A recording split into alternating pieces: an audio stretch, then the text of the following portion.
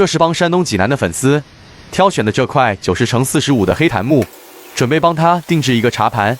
黑檀木做茶盘是没有对手的，千年不腐，经济又实惠，款式上下分层，盘内稍微加深一点，边角要打磨圆润饱满，隐藏排水在右边要顺畅。做好之后上环保清漆，这就帮他安排。下面看一下制作过程。